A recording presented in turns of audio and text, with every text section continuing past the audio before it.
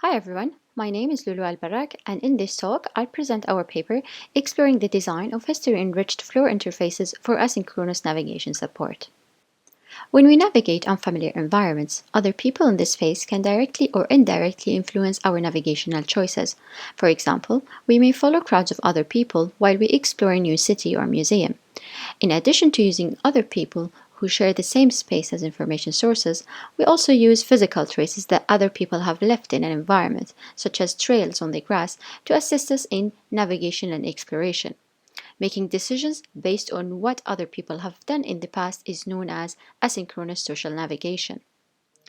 This concept of asynchronous social navigation has inspired researchers to develop systems that help us in navigating information spaces by collecting digital traces of people's web activity.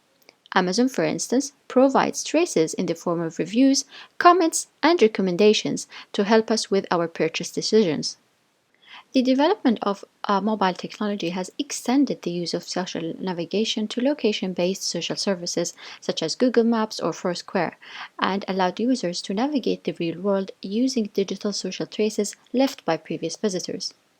Systems that help us navigate socially have been shown to support collaboration and provide better exploration and navigation experiences.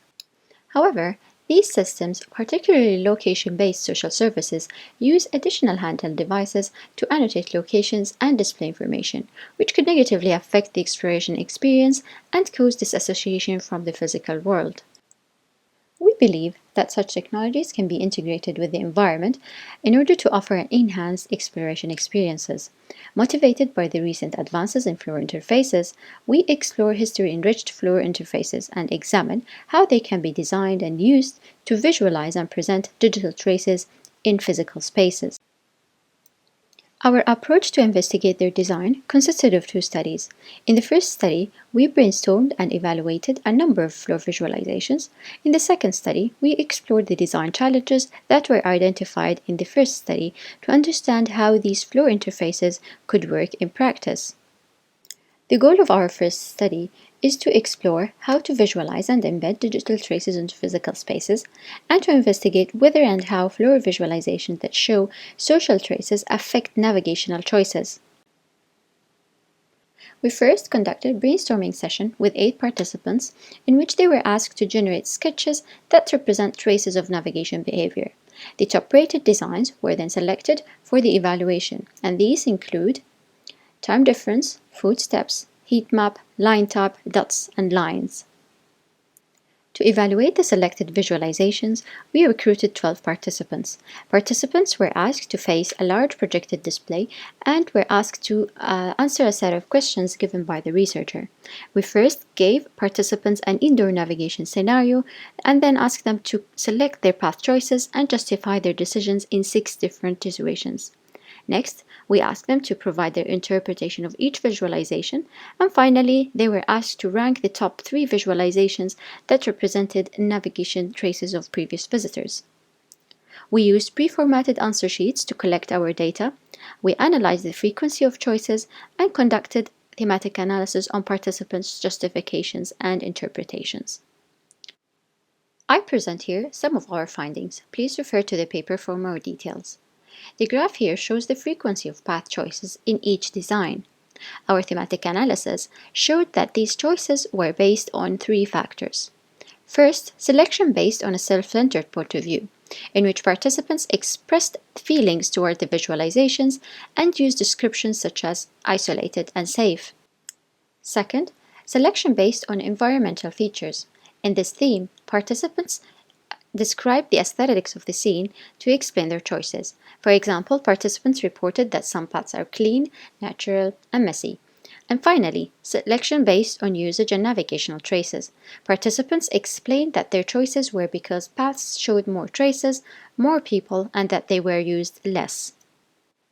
Our thematic analysis also included extracting themes that capture how people interpret the floor visualizations. 2 main themes emerged: provision of information and abstract interpretations. The first theme describes the information that the visualization provides, including the actions that occurred in a path, usage information, time difference, temperature, and cleanliness level. In the second theme, participants used abstract descriptors that do not consider the given navigation context to interpret the visualizations. For instance, some participants interpreted them as animals, while others interpreted them as a type of art and graffiti. From this study, we learned useful insights that will guide our further investigation. We found that navigational traces was not the only factor that affected participants' decisions. Feelings, preferences, and other environmental features also play an important role. We also found that direct and clear visualizations are crucial to limit the abstract interpretations. In addition, our findings revealed a number of challenges in the design of history-enriched flow interfaces, and these include the visual representation and its features, representation of multiple people in the same space, designing more prominent visualizations, and finally, the incorporation of non-identifying information about previous people.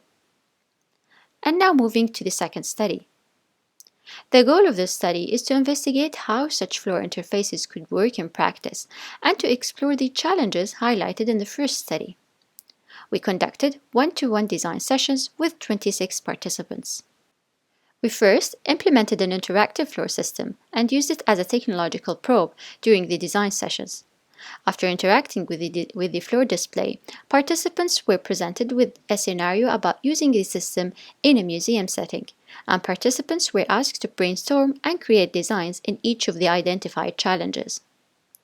We video recorded the design sessions and captured the design ideas on design sheets and used thematic analysis to analyze our data. Again, I present here some of our findings. Please consult the paper for more details. One of the design challenges asked participants to design a visualization that can be used to represent different people in the same space. We identified two main themes in the generated design ideas. The first theme focused on representing each individual in the space differently, for example, using different colors, sizes, and patterns. The second theme focused on visualizations that reflect the average movement of users. For instance, the image here shows how a participant designed a single line with a varying thickness to represent the previous activity.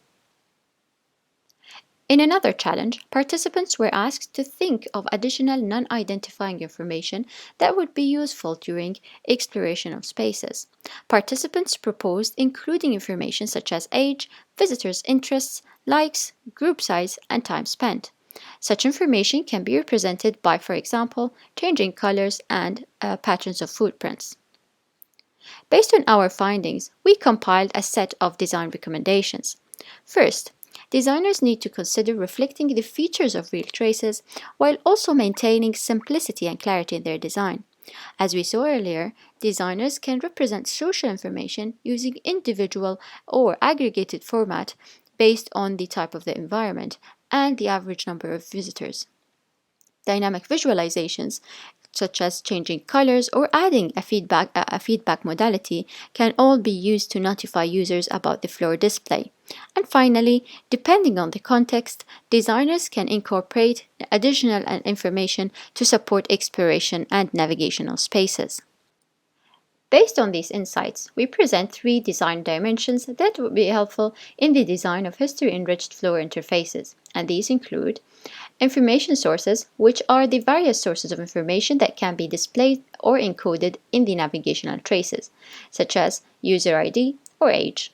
Information encoding, which explains how each of the presented information can be encoded.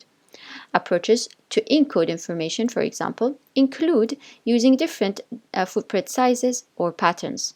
And lastly, representation, which can be individual footprints of each user or by using an aggregated representation that shows the average activity of users.